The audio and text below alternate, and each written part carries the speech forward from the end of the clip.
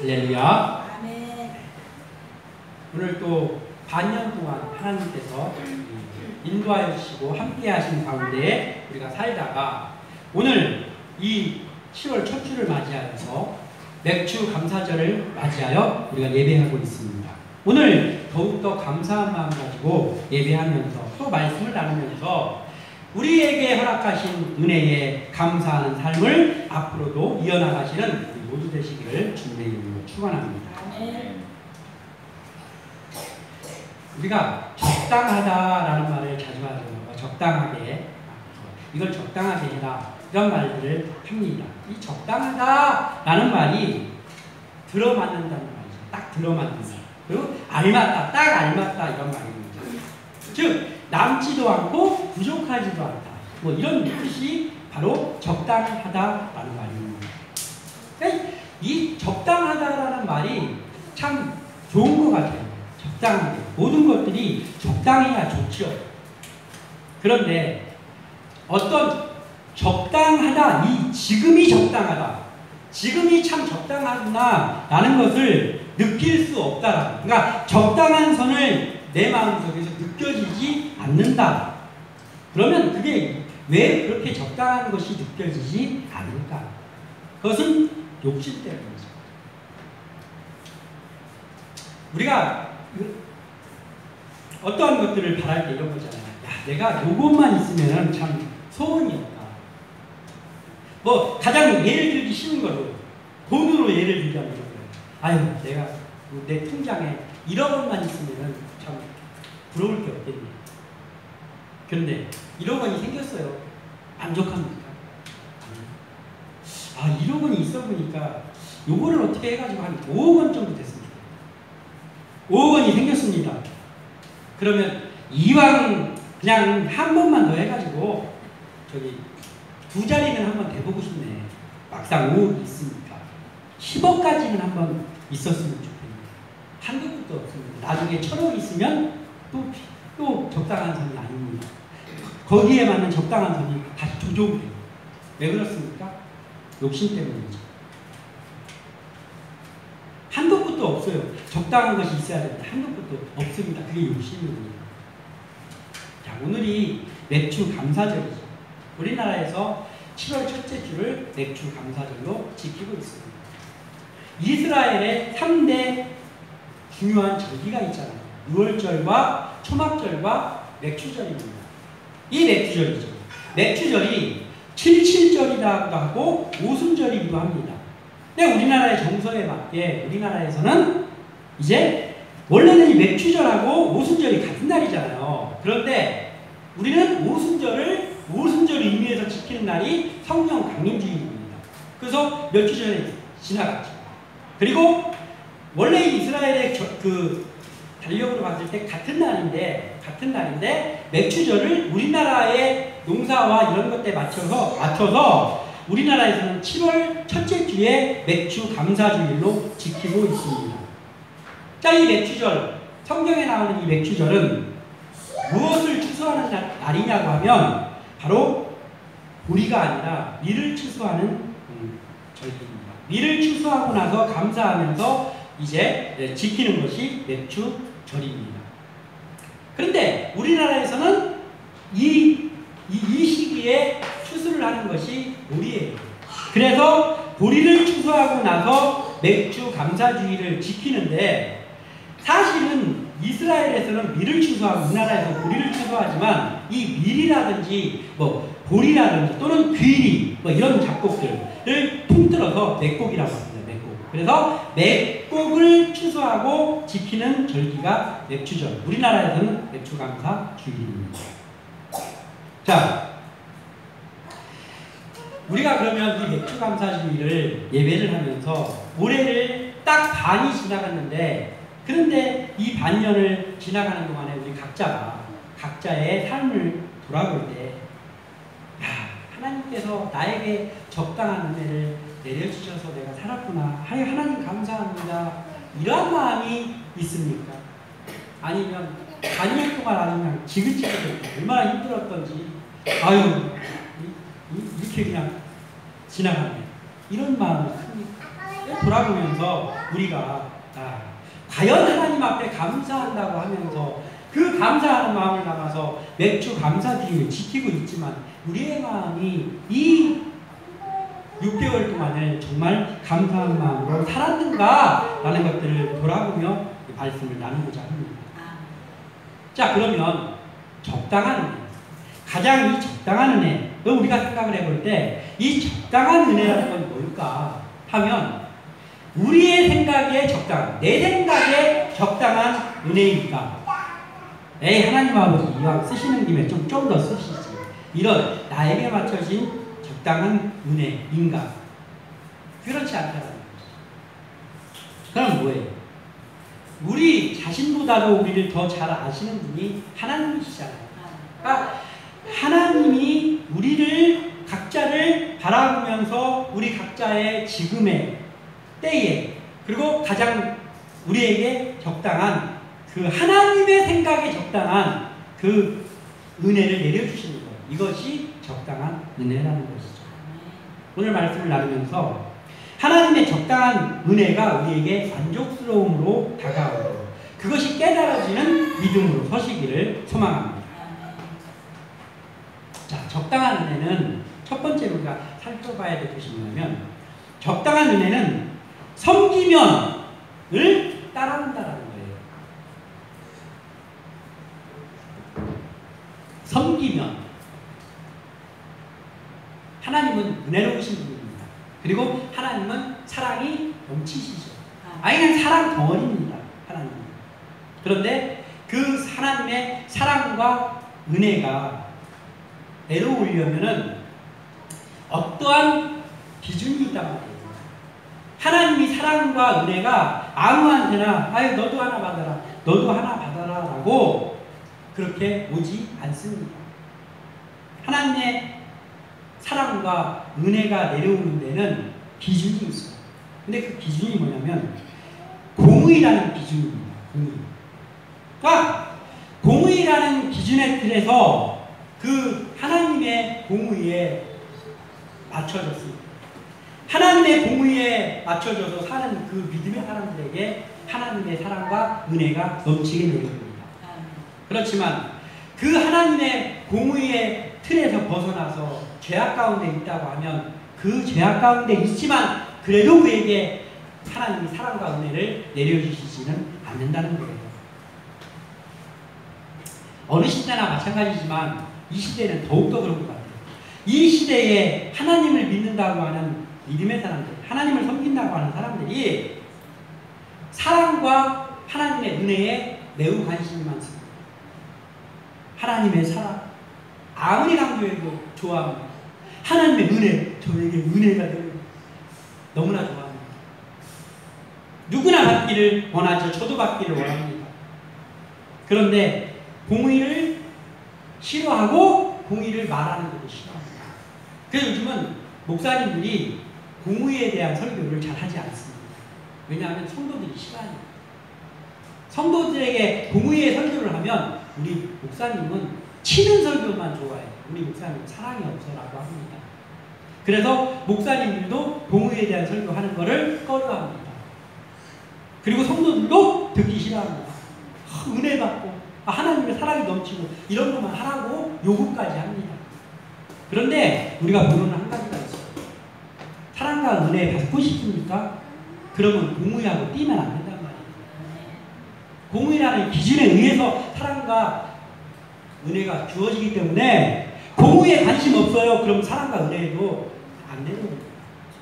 사랑과 은혜를 받고 싶기 때문에 더더욱 하나님의 공의를 바라봐야 된다.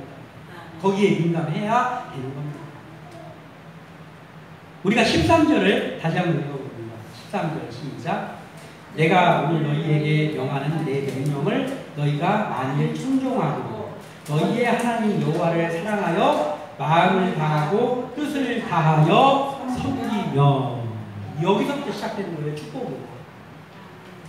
그냥 축복이 그냥 쭉 오는 게 아니고 섬기며, 청종하고 섬기며, 이게 되면 그때부터 은혜가 시작된단 말이에요. 먼저 있어야 돼요.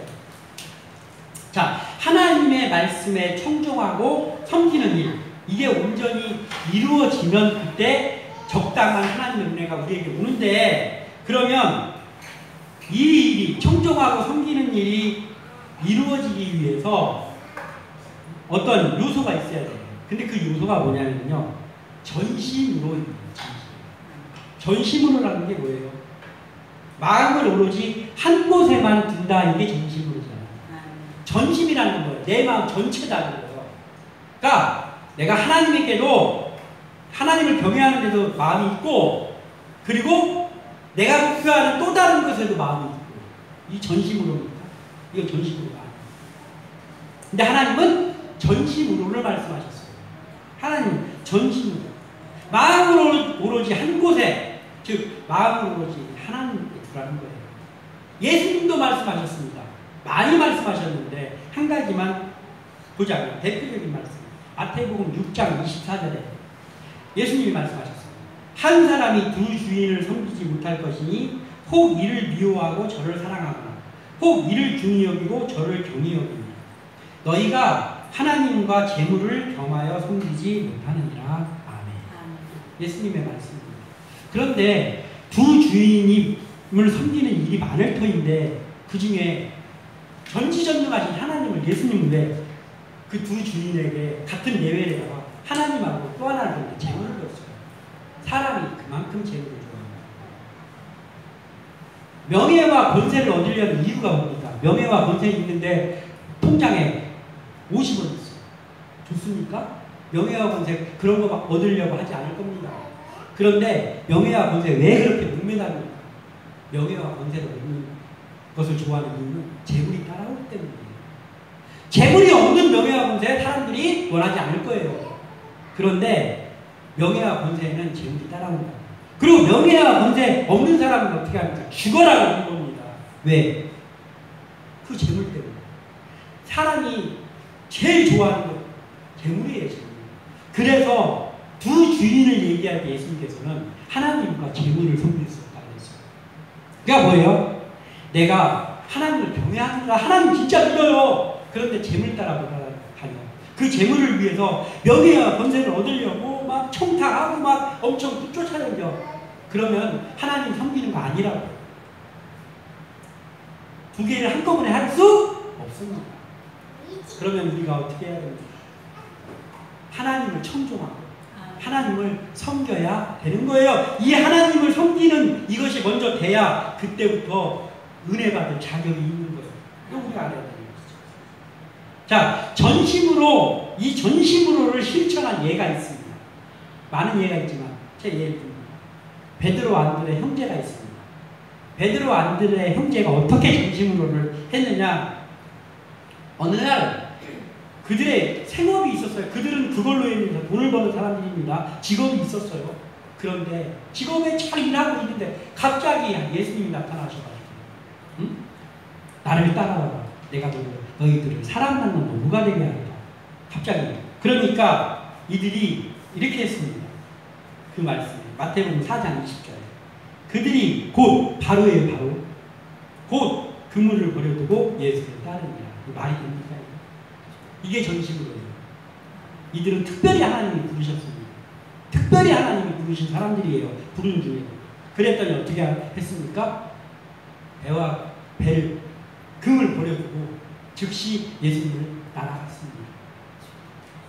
근데 이들보다 한술 더 뜬 사람들이 있어요. 야고보와 요한, 동업자인데 야고보와 요한입니다.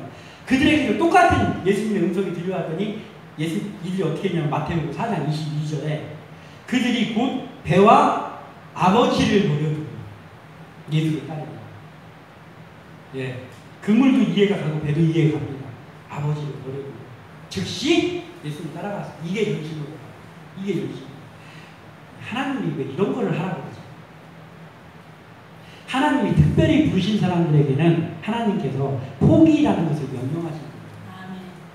그거 포기하지 않고는 전심으로가 안 되니까. 그러니까 이거예요. 하나님, 제가 주인이 되겠습니다. 그런데요, 제가 지금 이거 하던 거 있거든요. 하던 거 있어가지고 이걸 해야 될 것 같아요. 그리고 야간에 와가지고 하나님 일도 하겠습니다.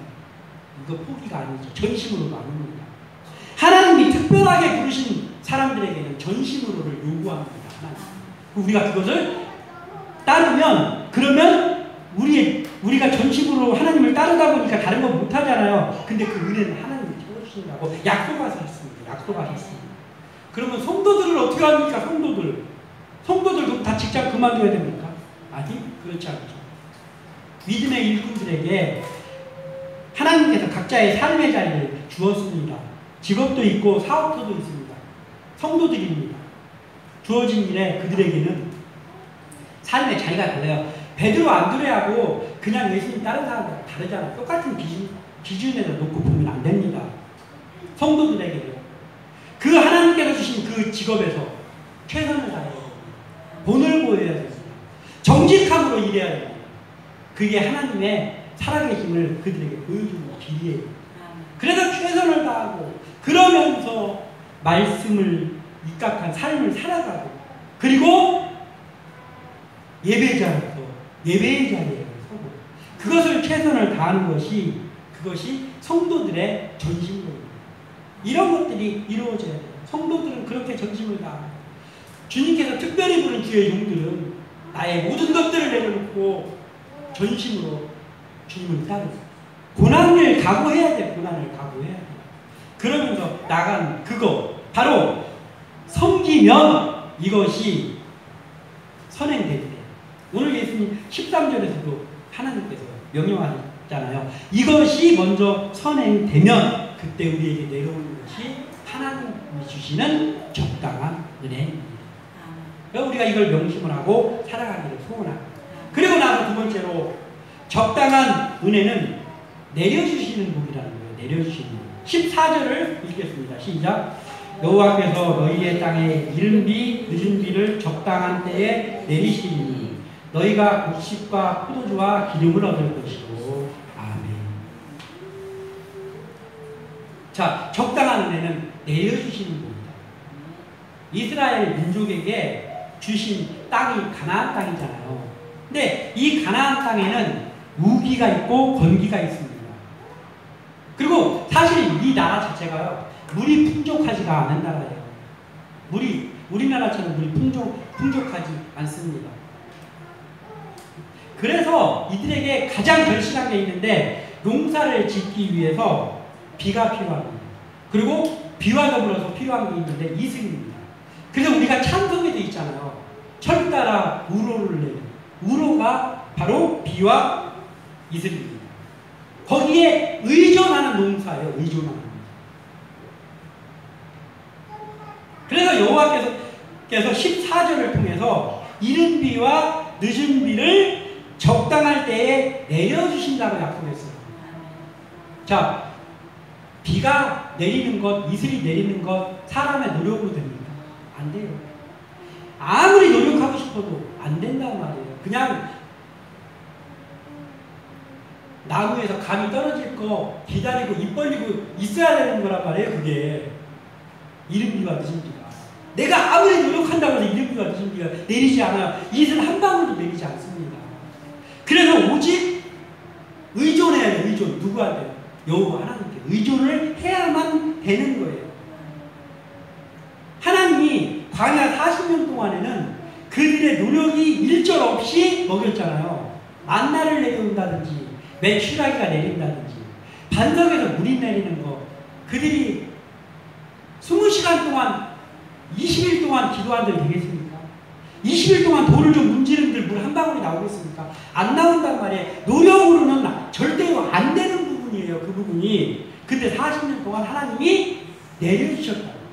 내려주셔가지고 살리셨다고. 왜냐하면 광야에서는 그게 필요했어요. 광야에서는 그게 필요했어요. 그리고 그들이 드디어 가나안 땅에 들어갔습니다. 그랬더니 성경에 뭐라고 말하고 있습니까? 가나안 땅에 들어간 그날로부터 만나가 그쳤다. 그때부터 만나가 안 내렸어요. 왜? 어떤 사람 아마 그랬을 거예요. 가만히 있어. 버릇돼가지고 만나 주스러 나갔을 사람도 있었을 거예요. 아마 없어. 만나가 안 내리지 어떻게 하지? 이제 가나안 땅에 허락해서 들어간 후부터는 이제 거기에서 농사 지어서 먹어야 돼요. 그러니까 노력이 하나가 천부가 됐어요. 광야에서 노력이 없이 살았어요. 하나님의 은혜로 내려주시는 것만 가지고 살았어요. 그런데 가나안 땅에 들어가니까 그때부터는 어떻게 해요? 농사를 짓는 노력이 필요해요. 이제 상황이 달라진 거예요. 하나님이 거기 갔는데도 그냥 주는 게 아니고 열심히 농사 지어라 이러는 거예요. 열심히 농사를 지어라. 그런데 열심히 농사는 지을 수 있어. 근데 비가 내려오는 거, 이슬이 내려오는 건 여전히 안 돼요. 여전히 하나님께서 내려주셔야 되는 거예요. 그때만 그렇습니까? 지금도 그런 거예요. 지금도 우리도 마찬가지예요. 우리가 뭐 좀 노력 좀 해봅시다. 그걸로 되는 게 아니고 하나님이 내려주시는 거라고요. 그런데 하나님이 또 이런 거예요. 필요할 때는 마치 가나안 땅을 주신 것처럼 너 이거 해라라고 명령하실 때가 있단 말이에요. 그럼 그때는 그거는 또 그 부분은 최선을 다해야 돼요. 근데 그 부분을 최선을 다해도 역시나 하나님이 내려주시는 은혜가 있어야 돼요. 비를 내려주셔야 돼요. 늦은 비가 오면. 여전히 그들은 가나안 땅에 도달했는데도 하나님의 공급하심으로 살아야 했습니다. 하나님이 주시는 적당한 은혜는 이스라엘 백성의 노력과 성과가 아니라 하나님이 하늘로부터 내려주시는 은이었다. 우리에게 주시는 것도 마찬가지입니다. 지금의 하나님의 백성인 우리도 이스라엘 민족이 이 가나안 땅에 들어가서 농사를 짓는 것처럼 우리에게 주어진 일들이 있어요. 하나님 주신. 그리고 여기서 일들이 충성해라. 그 충성하는 게 노력이에요. 충성하는 게 노력. 충성을 하면서 내가 또 다른 거 얻으려고 다니는 게 노력이 아니고 하나님이 주신 그 직분에 충성하는 게 노력이라고. 그 노력을 하면 하나님께서 내려주신다는 거예요. 적당한 거. 나에게 지금 적당한 거. 자, 우리가 이런 거 있잖아요. 비가 하늘에서 내립니다. 비가 하늘에서 내렸는데 하나님 비를 흡족히 내려주셔야 했는데 비가 또 그래? 알았어. 너무 흡족히 내렸어요. 그걸 우리가 뭐라고 표현합니까? 홍수라고 표현해요. 홍수. 그래서 적당한 게 좋다니까요. 적당한 은혜가 좀 풍족하게 달라고 적당한 은혜가 뭐야? 이용할 양식의 은혜도 마찬가지고 그게 적당한 은혜예요. 비가 너무 많이 내리면은 안 좋아요. 비가 좋은 것인데 너무 많이 내리면 홍수라고 죽이는 거예요. 너무 겸손해가지고 비가 조금 내리길 바래요. 근데 비가 너무 조금 왔어. 그 우리가 뭐라고 해요? 가뭄이라고 합니다. 가뭄. 좋은 거 아니잖아요. 그래서 오늘 제목과 적당한 은혜가 너무나도 중요한 은혜예요. 우리는 적당한 은혜를 일평생 받기를 소원합니다. 일용할 양식이요? 이게 적당한 은혜라. 하루 먹고 하루 배부른 거예요. 내일은 하나님이 내일 거 주신다잖아. 근데 왜 자꾸 내일 것까지 달라고 한단 말이에요. 그러니까 이게 적당한 은혜라. 근데 그거를 우리는 하지 않아요. 사람들은요 자꾸 더 넘치는 은혜를 바라거든요. 그래서 하나님이 알아서 내가 알아서 줄게 하면서 적당한 은혜는 하나님이 주신다. 내가 말하는 거는 결코 적당한 은혜가 아니에요. 다 넘치는 것들입니다. 이걸 우리가 알고 적당한 은혜는 하나님이 하나님의 때에 하나님의 방법으로 내려주시는 거다. 거기에 순응하면서 살아가는 우리가 되시기를 소원합니다. 마지막으로 하나 보자. 이런 거. 적당한 은혜는 차고 넘치는 은혜다. 차고 넘치는 은혜. 15절 읽어보겠습니다. 시작. 또 가축을 위하여 들에 풀이 나게 하시니 네가 먹고 배부를 것이다. 먹고 배부른 것이 차고 넘치는 것이죠. 자, 하나님은 이스라엘에게 약속한 가나안 땅을 뭐라고 말씀하셨습니까? 계속 말씀하신 거 있잖아요. 이스라엘 가나안 땅을 이야기할 때 계속 나오는 말이 있는데 그게 뭐냐면 젖과 꿀이 흐르는 땅이다. 젖과 꿀이 흐르는 땅. 이 말이 이해가 됩니까? 아니 물도 흡족하지 않고 그런 땅인데 왜 젖과 꿀이 흐르는 땅이라고 했지? 하나님이 비 안 내려주고 쫄딱 망하는 땅인데 이걸 왜 젖과 꿀이 흐르는 땅이라고 했을까? 궁금하잖아요. 늘 궁금하잖아요. 이해가 될 것 같으면서도 이해가 안 되는 말씀이 이 말이에요. 근데 여기에 이런 의미가 있는 거예요. 왜 가나안 땅을 젖과 꿀이 흐르는 땅이라고 했냐면 가나안 땅은 목축이 가능한 거예요. 목축. 이스라엘 백성은 대대로 목축을 하는 민족이잖아요. 목축이 필요하거든요. 근데 이스라엘 땅이 목축이 가능한 땅이에요. 그러면서 동시에 농업도 가능한 땅이에요. 농업도 가능한 땅이에요. 그래서 목축과 농업을 겸하여서 할 수 있는 땅이 이스라엘 땅이에요. 그 땅을 하나님께서 주셨어요. 그런데 하나님께서 그 땅만 주시고, 그리고 하나님이 그들이 배신하고 하나님을 의지하지 않을까봐 여전히 이른비와 늦은비는 바라야 됩니다. 그러니까 하나님을 전심을 다해서 섬기면 하나님이 비도 내려주시고 이슬도 주실 건데, 근데 너희들 목축도 여전히 할 수 있고 농업도 할 수 있어 이제는. 그래서 족박을 흐르는 땅입니다. 이스라엘. 농업에 있어서 가장 중요한 게 뭐예요? 물이죠. 물이 가장 중요합니다. 그럼 목축에 있어서는 여전히 물이죠. 왜냐하면 목축을 하려면 풀이 있어야 돼. 목초지가 있어야 되는데 물이 있어야지 풀이 자라잖아요. 그래야 동물의 먹이가 있잖아요. 그래서 농사에도 물이 제일 필요하고 목축업에도 물이 제일 필요합니다. 그래서 물이 풍족하지 않은 가나안 땅에서는 가장 희망하는 것이 뭐냐면 우로의 우로, 비와 이슬. 중요한 거는 그 우로의 내림이 노력의 범주를 벗어난 것이라는 게 문제예요. 이스라엘 백성이 노력해가지고 이른 비와 늦은 비가 내리지 않는단 말이에요. 이스라엘 민족이 노력해가지고 이슬이 안 내린단 말이에요. 그럼 이스라엘은 어떻게 해요? 그냥 손가락만 빨고 있어야 됩니까? 아니, 할 게 하나 있어요. 하나님이 명확히 주셨어요. 13절에. 하나님을 청종하고, 그리고 하나님을 섬겨라. 그럼 내가 풍족도 주겠다. 약속을 하셨어요. 그런데 약속을 하셨는데 자꾸 잊어버려요. 그래서 막 엉뚱한 얘기 한단 말이죠. 내가 해야 되면 그거 해야 돼요. 그걸 안 하고 자꾸 비 안 내리나? 이슬 안 내리나? 그걸 내가 하려고, 내가 해결하려고 한단 말이에요. 사람은. 그게 안 되는 거예요. 하나님의 때에, 하나님의 적당한 때에 하나님이 내려주시겠대요. 하나님만 섬기는 사람들. 지금의 우리에게도 하나님 여전히 그 말씀을 하십니다. 너희가 만일 하나님께 청종하고 온전히 섬기면 적당한 때, 즉 하나님의 때에 이른 비와 늦은 비를 내려주시겠다라는 거예요. 이스라엘에게 농사의 풍년과 흉년의 여부는 오직 비와 이슬에 있습니다. 하나님은 그 문제를 해결하기 위해서 부지런하게 노력하기를 명령하신 것이 아니고 뭐예요? 하나님 앞에 가까이 와서 나에게 청종하고 내 목소리 좀 듣고, 지금으로 말하면 뭐야? 말씀 좀 묵상하고 기도하고 그리고 나를 섬겨라 이거예요. 이걸 하라는 거예요. 우리가 그렇습니다. 지금 우리가 하나님을 섬기면서 하나님이 주어진 직업과 하나님이 주어진 일들과 거기서 최선을 다해 노력하는, 그게 농사짓는 거하고 마찬가지예요. 거기에 최선을 다하고, 그러나 그 복을 내려주시면 하나님의 영역이라는 걸 인정하고, 그 복을 여는 방법은 하나님 가르쳐 주셨잖아요. 하나님만 정식으로 섬기란 말이에요.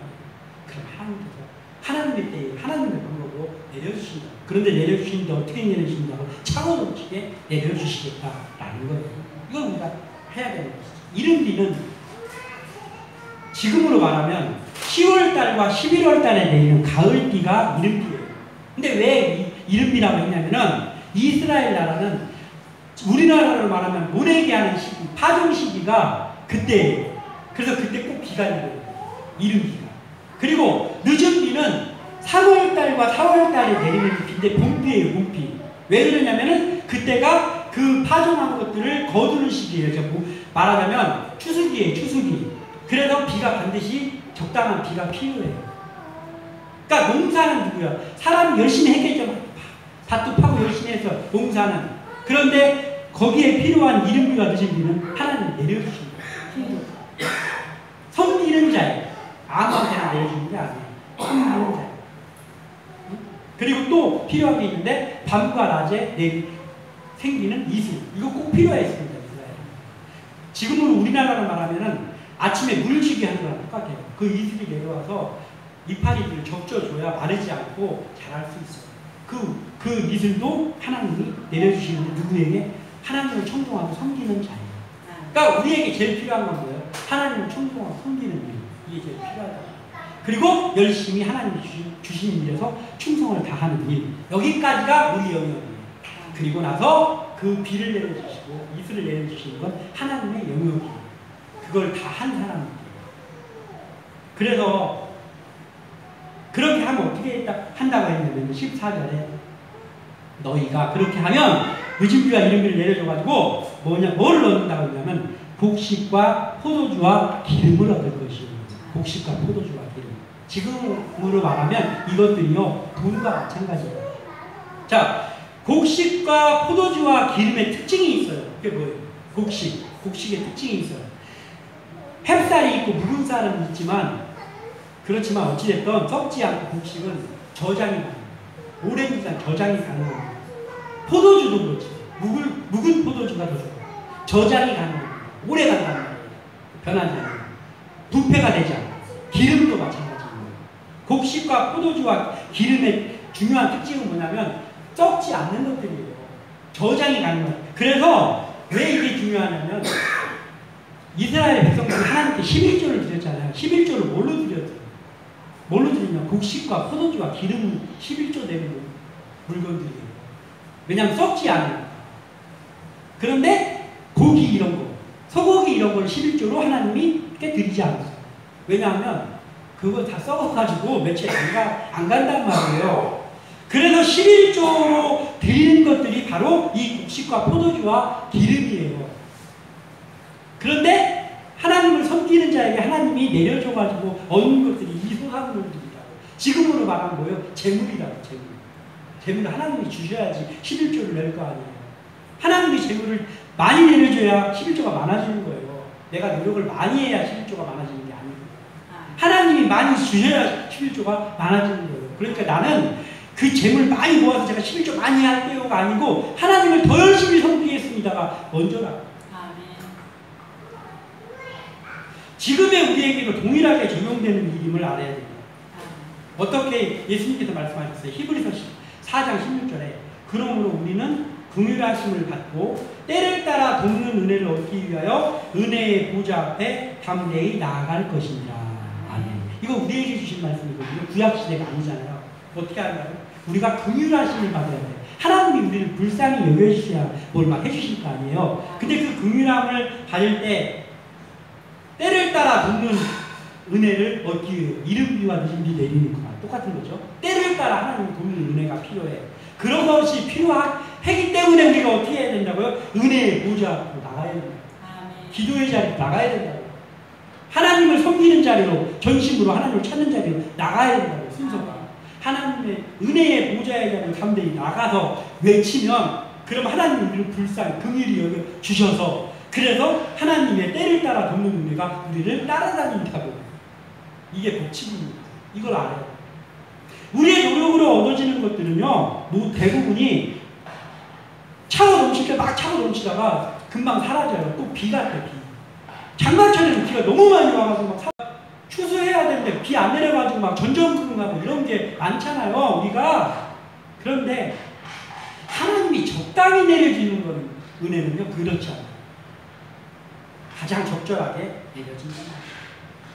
하나님의 명령에 순종하여서 그 약속으로 주어지는 하나님의 적당한 은혜는 늘 적당하게 내려오는데 그 적당한 상태가 뭐냐면요, 차고 넘치는 상태로 내려지는 거예요. 상태로 내려지는 거예요. 15절에 있는 가축을 위해서 들에 풀이 나게 하시는 거 있잖아요. 들에 풀이 나게 하신다고 했잖아요. 이 은혜가 왜 내려질까요? 들에 풀이 나는 게 왜 들에 풀이 나게 비를 내려줄까요? 가축이 배부르게 먹으라고? 아니에요. 그 결론은 뭐예요? 가축이 배부르게 먹으면 누가 배부르게? 우리가 배부르게. 하나님의 백성들이 배부르게 하시려고 내려주시는 거예요. 제가 자주 얘기하는 거지만 자꾸 말씀을 준비하다 보면 그게 연결이 되더라고요. 일용할 양식, 그래서 중요하다고. 일용할 양식은 뭐예요? 지금 15절에서 말한 그거예요. 너희가 먹고 배부를 것이다. 일용할 양식이 우리가 오늘 먹고 배부를 것, 밤에 배고프지 않고 배부른 상태로, 만족한 상태로 잘 수 있는 것, 이게 일용할 양식이잖아요. 그리고 하나님 약속은 뭐냐? 내일은 내일이 걱정하고 내일 또 구하는, 하나님을 내일 또 섬기는 자에게 하나님이 내일의 양식을 또 내려줄 거라고 약속합니다. 그 날수가 하루, 이틀, 사일, 나 죽는 날까지 연결되는 거예요. 그래서 이게 적당한 은혜죠. 차고 넘치는 은혜입니다. 오늘 우리가 맥주 감사주의를 맞이해서 이 말씀을 나누었으니 우리가 이 말씀대로 먼저 13절에 있는 하나님을 청종하고 섬기는 일들을 늘 하시기를 소원합니다. 그러면 그 뒤에 하나님의 복은 하나님의 적당한 때에 알맞은 은혜로 우리에게 내릴 것입니다. 이것을 명심하고 살아가는 우리 한 사람 한 사람 되시기를 소원하고 우리 함께 나누는 교회가 그러한 교회 되시기를 주님의 이름으로 축원합니다. 기도합니다.